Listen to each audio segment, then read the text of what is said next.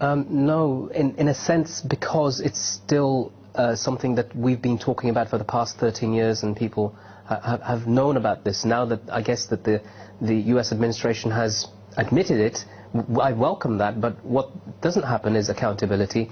And what doesn't happen, which your report mentioned that they went beyond the advice, the legal advice, that's actually not true. The most senior legal advisors to the Bush administration, which included the Attorney General Alberto Gonzales and his Undersecretary Jay Bybee, actually said that for something to constitute torture, it must include organ failure or death. Otherwise, it's not torture. Now, when that is passed down and trickled down to the people at the bottom who are executing the orders of those people in power, then it's quite easy to interpret that as an open-door policy for torture. And that's precisely what happened when I was held in the Bagram detention facility, when guns were put to my head, when I was kicked and punched on the floor and my clothes were sliced off with a knife by US soldiers, when the CIA threatened to send me either to Egypt or to Syria under Assad to be tortured further. So none of this has been really addressed in that sense. And the part of the outsourcing of the torture, the fact that countries like Syria, like Egypt and Gaddafi's Libya were places where Britain and the United States of America were sending people to be tortured. So it wasn't just the CIA doing it by themselves. They couldn't have done it by themselves. There had to be lots of accomplices, and there are, I believe, 54 countries that took part in it.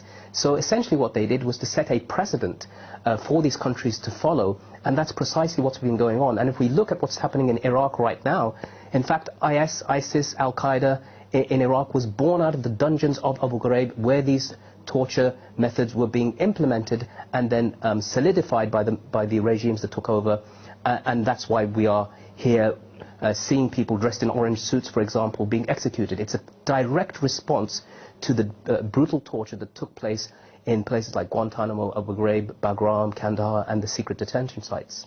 Is it not important, though, that now, from the President down and from the Senate, they are saying, yes, we did this, it is wrong, and therefore making that pledge that they won't do it again in future? Well, here's a question. If I was to take somebody from the street and falsely imprison them, beat them and torture them, I would be prosecuted by the police for that crime. So it doesn't make sense that just because people are working for the government, for the US government, that they are somehow immune for this. In fact, there should be a higher authority. They're talking about the moral high ground. Well, the moral high ground can only be taken once you hold yourself to account. If you can't do that, then there's no sense in simply just doing this confession in public and saying we confess, but really we're not subject to the law like everybody else. And there's a double standard here, and that is that those in power, the CIA, and everybody else, there are other people who are involved in this, by the way. The FBI were involved, and so was military intelligence and the US military in general. They were all involved in this torture program. The CIA couldn't do this by itself, and this is something that we're missing. And in fact, the British intelligence service itself, as we know, were quite complicit in some of these cases, in the Libyan cases, in the Guantanamo cases, in numerous cases around the world. So there is a lot more to uncover, and if we want to be honest, if we really want to get a proper answer to all of this, then I'm afraid there have to be prosecutions. Have you had a chance to look or find out what the report says about British involvement or British complicity in this?